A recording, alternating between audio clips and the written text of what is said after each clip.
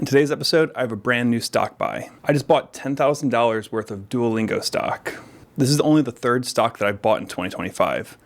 The first one was Nike, which is down 16% since I bought. The second one is Robinhood, which is up 160% from when I bought. But you can see the majority of this fund is still in short-term government bonds as I continue to hunt for my next stock buys. So in today's episode, I'll go over my investment thesis for why I'm buying Duolingo.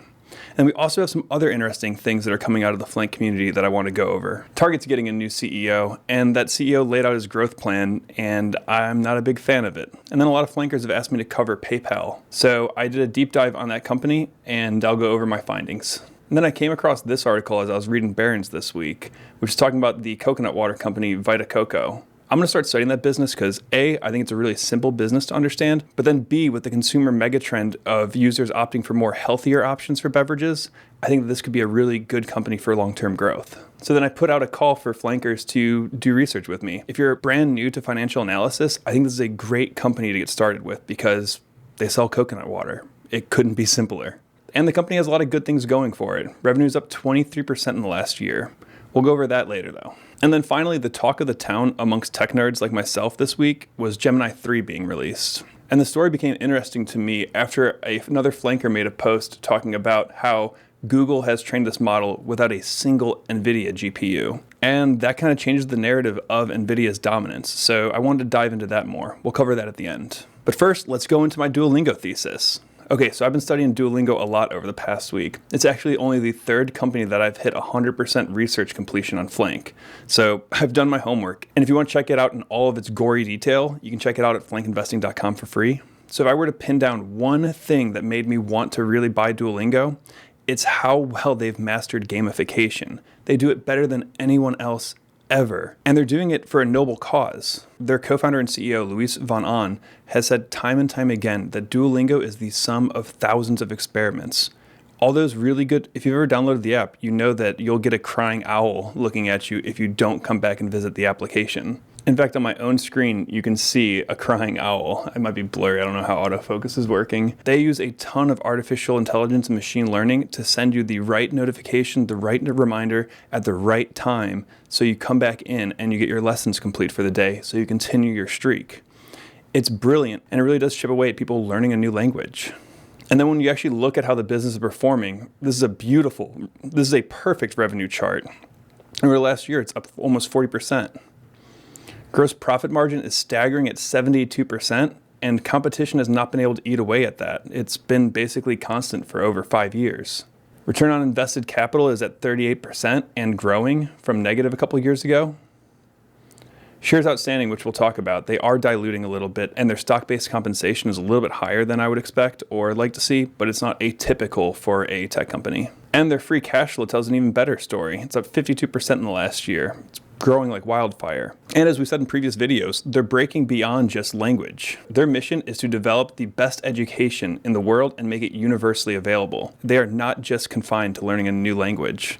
And as part of my research, I checked out their chess feature, and it's fantastic. I wish I would have had this when I was learning how to play chess. But then there's a second part on why I'm studying Duolingo so hard that I really want to communicate, because I feel like in the past I haven't done a good job of describing this. When you do Buffett-style research, you get a two-pronged benefit. In Buffett-style investing, you don't study stocks like they're pieces of paper just to be traded around.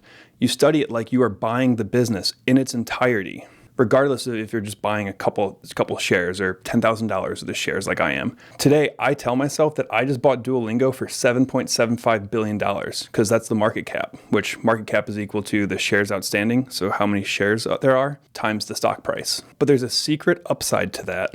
Every company that we analyze becomes a live case study that makes us better in our own careers. I'm not just looking at Duolingo as a stock. I'm actually reverse engineering their gamification, their product loops, their growth engine, and then asking, how do I bring that into Flink? Because just like learning a new language, learning how to become a better investor is also a cognitively intensive task. And so if I can take the lessons learned from Duolingo and apply them when I write software for Flink, that will help me make the mission of Flink come to life sooner. And Buffett phrases this better than I could. He says, I'm a better businessman because I'm an investor, and I'm a better investor because I'm a businessman. And that's the edge at Flink. We don't separate those two.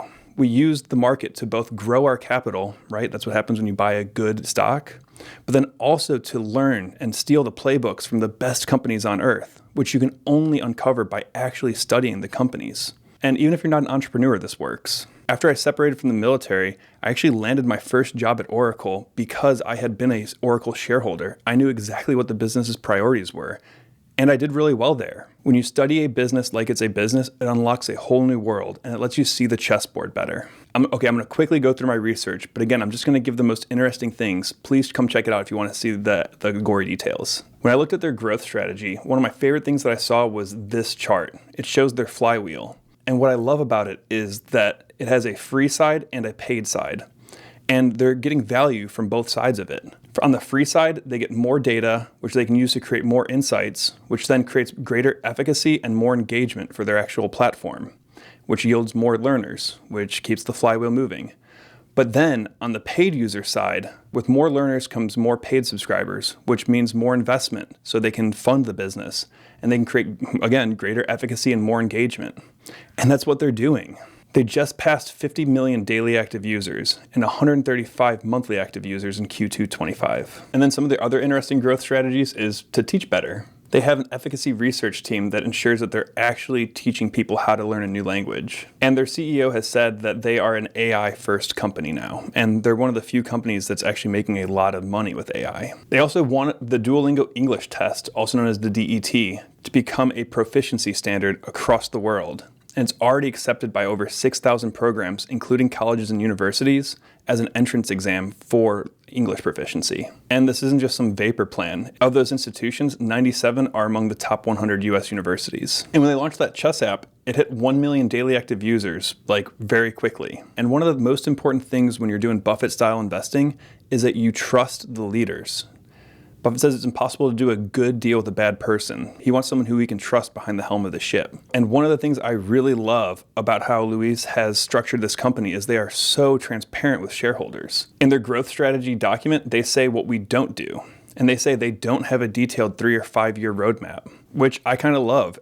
Everything in tech right now is changing so rapidly that I like that they are saying, yeah, we're just going to try to delight customers. We're not going to focus on being super corporate. And I want to comment on why the stock has been crushed so bad. In the last month, the stock's down almost 50%. And that's because Duolingo is shifting their focus. Their CEO said, we will focus on monetization, but the balance is shifting a little bit. On a relative basis, we're going to work more on teaching quality than we have in the recent past. So he's saying we're going to focus on the platform and not just by growing everything right now, which I love that long-term view. And if you've been following this channel for a while, you know that I love when the CEO writes us a letter every year.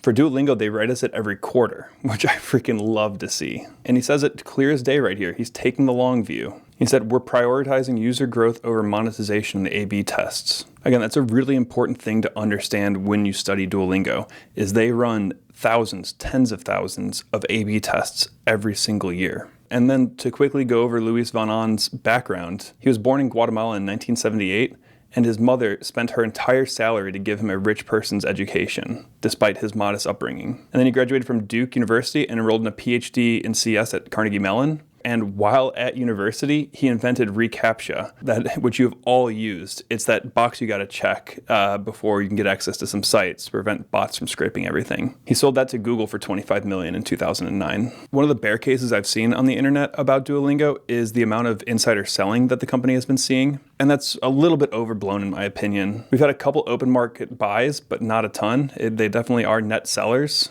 But that's also not atypical for a recently IPO'd company. Remember, they only IPO'd in 2021. And then in terms of valuation, I did 3 different valuation models.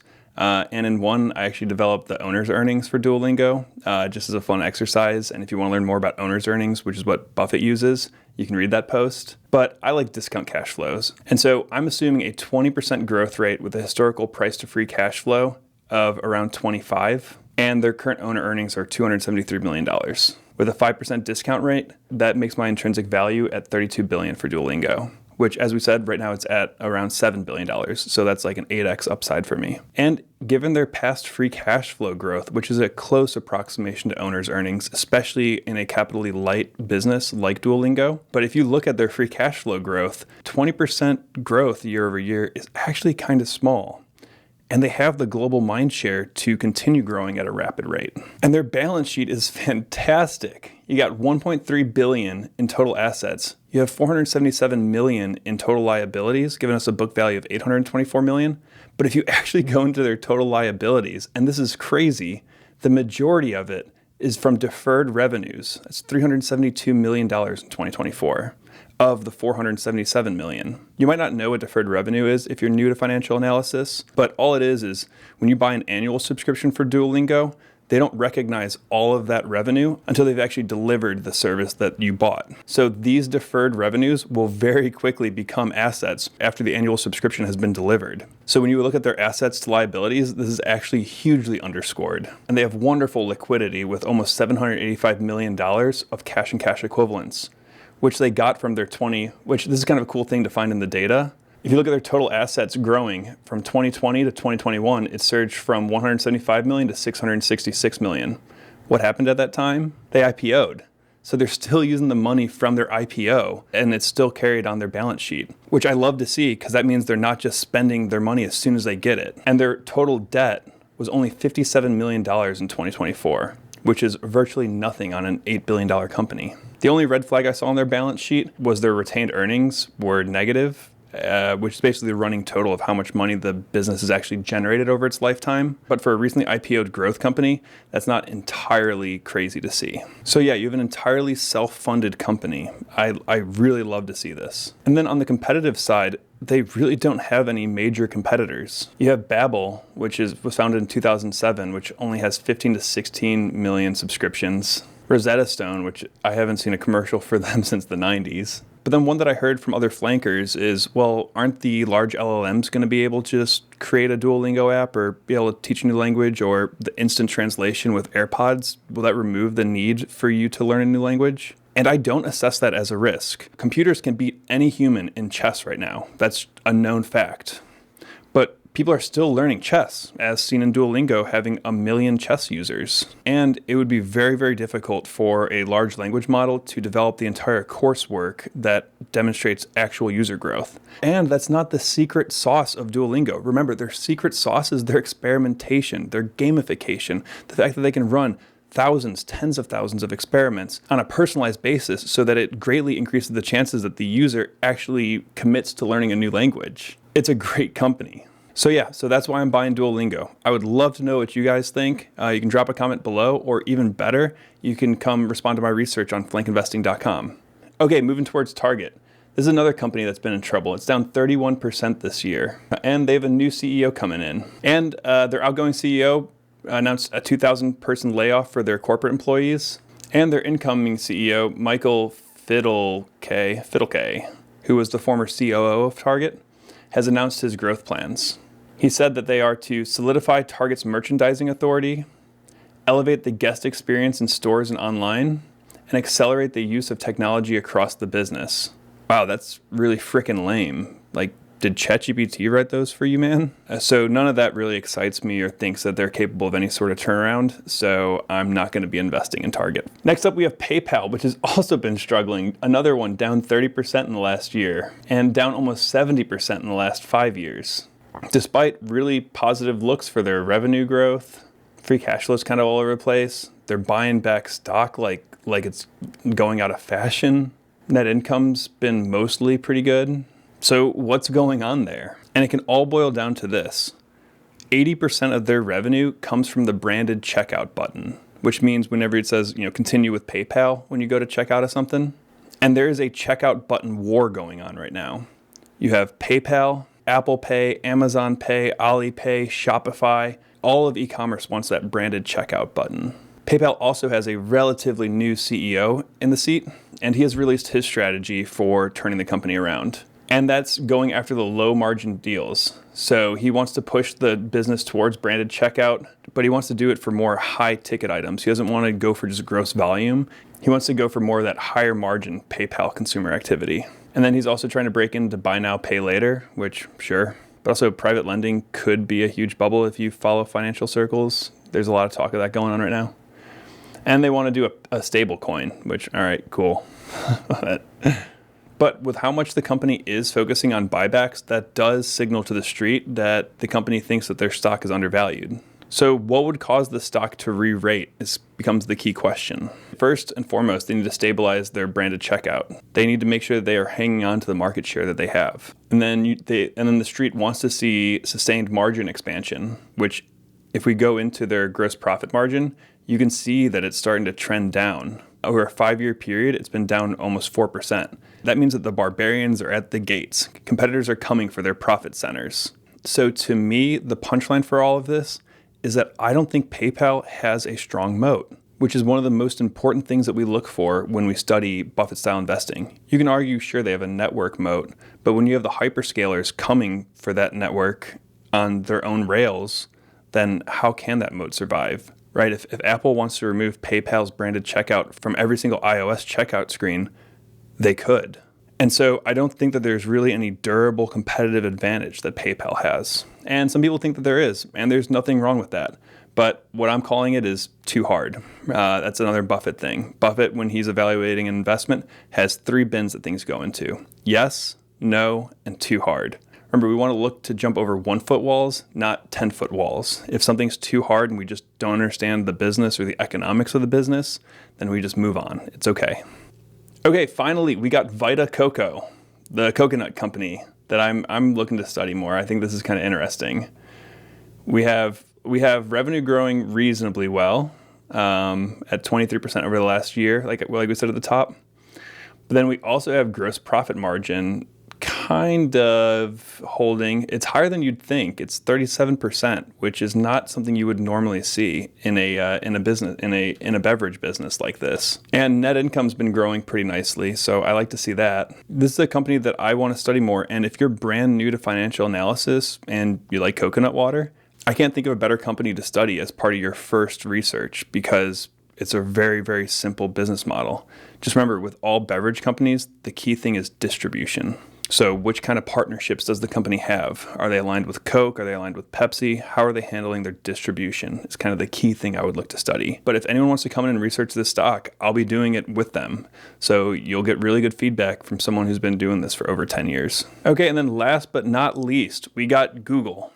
Everyone in the tech circle has been talking about the Gemini 3 release this week, and it is pretty badass. I have used it. But the craziest thing, and I didn't know this until a flanker shared a post about it, the craziest thing is that Gemini 3 was trained without a single NVIDIA GPU. Google has created their own chip, which is called Ironwood, which uses a tensor processing unit, a TPU, instead of a graphics processing unit, which is what NVIDIA makes with their GPUs. And they're not the only hyperscaler that's looking to do this. AWS is also making their own with their Trainium chips.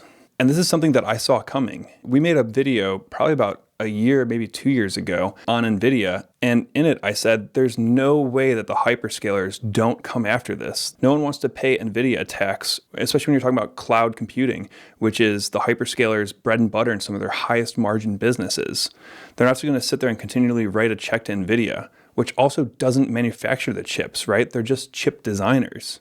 And so if anyone out there is an NVIDIA shareholder outside of broad-based indexes, which I guess I hold NVIDIA through owning the S&P 500, but if anyone out there has bought NVIDIA, I highly recommend that you study this story and you can see what the future of NVIDIA looks like, because if they lose the hyperscalers, then they lose everyone else. And with all the circular financing the company has been doing, that could pull down the entire tech market by a lot, which would give us a great buying opportunity. So maybe that's not the worst case scenario. Okay, that's it for today's episode. Thank you so much for watching, and this week is Thanksgiving, so I hope everyone out there who does celebrate Thanksgiving has a wonderful Thanksgiving, and I'm very grateful for you guys, the Flank community. Thanks for being a part of our movement so early, and thanks for watching this video. We'll see you in the next one.